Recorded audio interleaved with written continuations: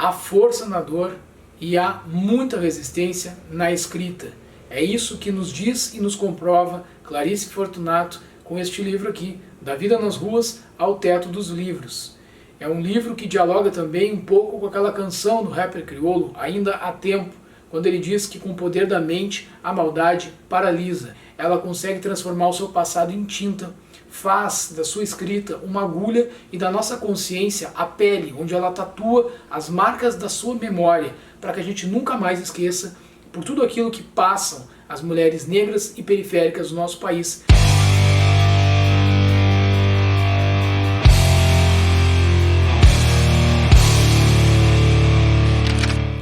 Aqui a gente começa a acompanhar a história da vida da Clarice e ela define essa obra como uma autobiografia ficcionalizada. É um livro que conta desde a trajetória dos pais migrantes nordestinos para o interior do Paraná até a vida dela numa fazenda, onde ela vai começar a conhecer o mundo, vai conhecer a violência, a exploração da mão de obra e também o preconceito racial, o machismo muito estruturado nas relações de poder dentro da sua própria casa. O pai, um agressor, um alcoolista, alguém que espancava os filhos e a esposa,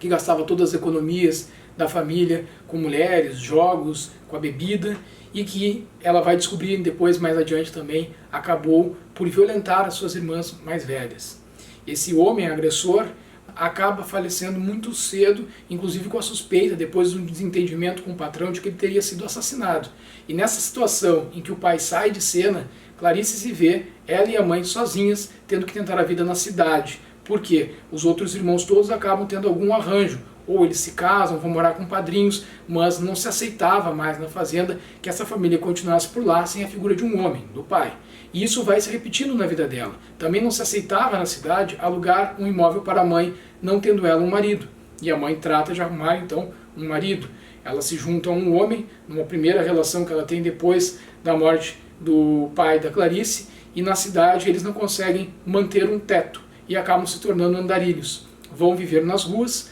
ela passa por muitas dificuldades, o frio, a fome. O único momento de alento que ela tinha era dormir no braço da sua mãe, que a abraçava e a confortava nas noites frias. Mas ela enfrenta muitas dificuldades e aí acontece uma outra situação marcante na sua vida, que é o momento em que a sua mãe perde a visão. Com a mãe ficando cega após apanhar bastante desse homem que entrou na vida dela, o padrasto da Clarice, que vai acabar desencadeando uma doença que ela já tinha, mas de tanto ser espancada, essa doença se manifesta, ela se vê então tendo que cuidar da própria mãe, ainda muito pequena,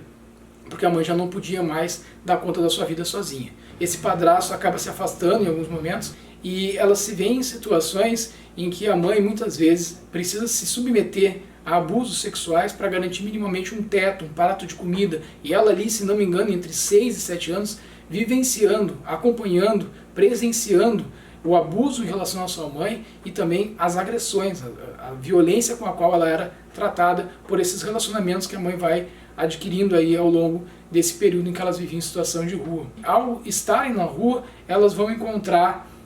assistentes sociais que vão se sensibilizar com toda a história de vida da mãe da Clarice e vão oferecer para ela um tratamento em Curitiba. Só que para que ela fosse fazer esse tratamento, ela teria que deixar Clarice, e Clarice teria que ser adotada. Eles fazem todo o arranjo para essa adoção, mas Clarice não aceita se afastar da mãe, e então isso acaba impedindo que eles deem prosseguimento nesses planos. Elas acabam indo as duas juntas para Curitiba, vivendo num albergue, e começam a fazer esse tratamento no hospital. Só que lá pelas tantas elas vão acabar se perdendo também em Curitiba e voltam à situação de rua,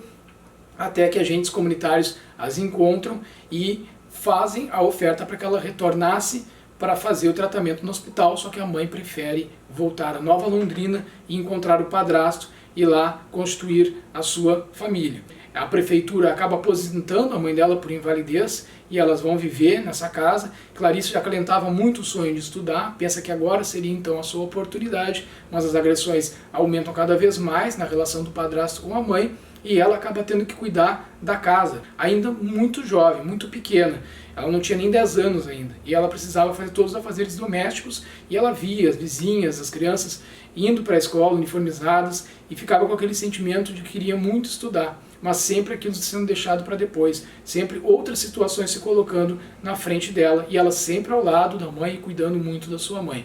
e depois de muita violência do padrasto para com a mãe de Clarice, em um determinado momento a irmã de Clarice aparece na história e leva as duas para morarem em Guaraçá com ela e a sua família. Elas se mudam para a cidade de Guaraçá, também no Paraná, e vão viver lá, só que aí o sonho dela de estudar acaba indo pelo ralo, porque lá não tinha essa oportunidade do estudo. Ela continua cuidando da casa, continua cuidando da mãe e passa a cuidar também dos seus sobrinhos e daquela situação toda ali com a irmã, tendo que trabalhar e submeter a situações de exploração mesmo de trabalho para poder minimamente elas manterem uma subsistência. Até que a irmã acaba se separando do cunhado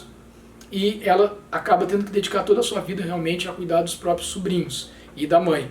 E então também aparece aqui o primogênito da família, o irmão, que desde muito cedo ela nem conhecia o irmão, ele tinha saído de casa quando os pais viviam ainda no interior do Paraná, nessa mesma região por onde ela voltou com a irmã, e aí com a vinda do irmão ele leva todos para Santa Catarina. A irmã reata com o cunhado de Clarice, eles tinham se separado, e ela vai se confrontar com uma outra situação lá quando vive com a irmã em Santa Catarina, porque a mãe dela vem a falecer e ela fica ali quase que como uma escrava também da sua própria irmã e tendo que fugir dos assédios do seu cunhado, que perseguia ela e que queria cometer violência sexual com ela dentro da própria casa da irmã. E ela tem que se socorrer no sótão da casa para não ser violentada por esse homem. Então ela sempre com essa situação de violência perseguindo ela e impedindo ela de realizar o seu grande sonho, que era o estudo. E apenas com 13 anos ela decide que ela precisa sair de lá e implora aos patrões onde ela trabalhava como empregada doméstica para que fosse morar com eles. Esses patrões acabam aceitando isso e ela vai morar com eles e com os filhos desses patrões, e aí ela vai sofrer lá também muito preconceito racial e vai literalmente lutar contra isso, indo às vias de fato muitas vezes para exigir respeito por parte dos filhos dos seus patrões. E aí ela vai se submeter também a um regime de escravidão dentro dessa casa enquanto empregada doméstica. Ela até faz uma analogia que a expressão fica muito adequada para o momento do trabalho doméstico no Brasil de hoje, que é falar que aquilo não era um serviço de empregada doméstica, e sim uma escravidão doméstica, onde ela também vai deixando o estudo sempre em segundo plano, sempre com dificuldade para conciliar uma carga extremamente exaustiva, ainda mais para uma menina ainda em formação, de trabalhar, de fazer todas as lidas de casa, e que ela não tinha realmente condições de fazer isso e ainda manter os estudos. Ela vive com essa família até os 19 anos, depois ela acaba alugando uma casa para morar com uma colega e vai estudar lá já em São João Batista. E nessa cidade ela já estava na escola e tentando de fato dar continuidade aos seus estudos quando ocorre um episódio de racismo dentro da sala de aula, um episódio esse promovido pela própria professora, o que acaba afastando ela dos estudos mais uma vez. Ela vai tentar sublimar essa dor de ter que ter saído da escola e de todo esse sofrimento que ela vinha trazendo ao longo da sua trajetória de vida, buscando trabalhar muito na indústria, naquelas empresas que trabalham com linha de montagem mesmo, né? Ela até lembra aqui dos tempos modernos, do Charlie Chaplin. E ela tenta por muito tempo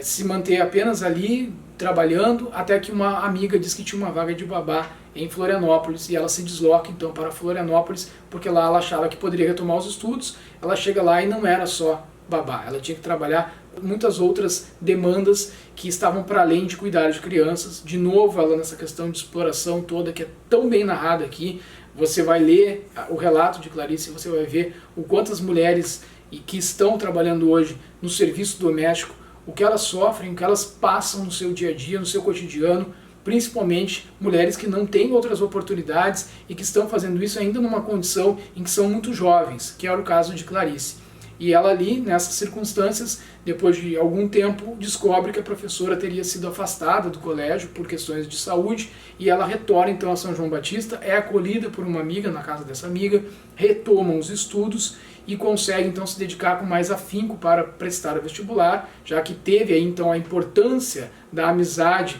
para tentar dar uma sustentação mínima para que ela conseguisse se dedicar aos estudos, e ela vai conseguir ser aprovada no vestibular. Nesse retorno dela, ela já estava com 23 anos, e ela passa, e ali sim ela consegue sublimar muito mais o seu sofrimento, a sua dor, e imagina que estando dentro da universidade, de fato a vida dela poderia mudar.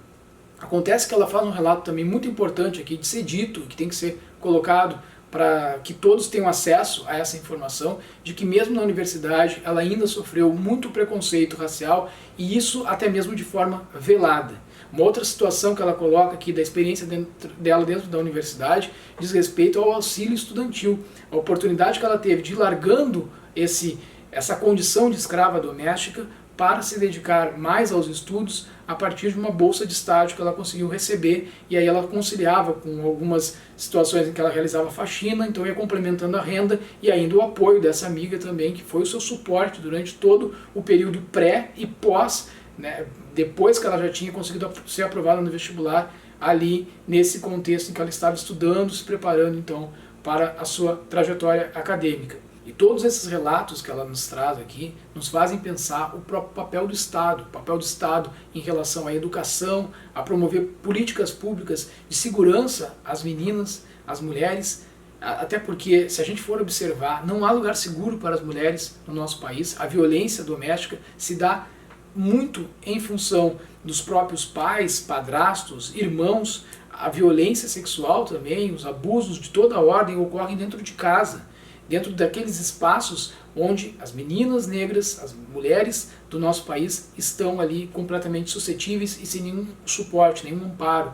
nenhum apoio. E também o Estado no papel de promoção de que as pessoas tenham a sua oportunidade, porque a oportunidade de fazer algo nesse país, em termos de qualificação profissional, ainda é um grande privilégio. A gente quer, na verdade, e é isso que a obra da Clarice nos suscita aqui, que Clarice não seja uma exceção, que as diversas Clarices que existem no nosso país se tornem regra, e para que isso aconteça é preciso que nós estejamos dispostos a deixar que ela crie esse espaço de diálogo com a gente e com diversas outras pessoas com as quais nós podemos oferecer a leitura dessa obra, deixando as suas marcas, e que essas marcas realmente toquem a cada um de nós, para que nós consigamos fazer com que esse país mude urgentemente a sua forma de tratar e de lidar com situações como essa, de total miséria, de total abandono das pessoas que vivem em situação de vulnerabilidade no Brasil. Leiam Da Vida nas Ruas ao Teto dos Livros. Esse livro é fundamental e eu te faço esse convite, coloque ele como prioridade entre as suas leituras para que você possa já fazer isso a partir de agora.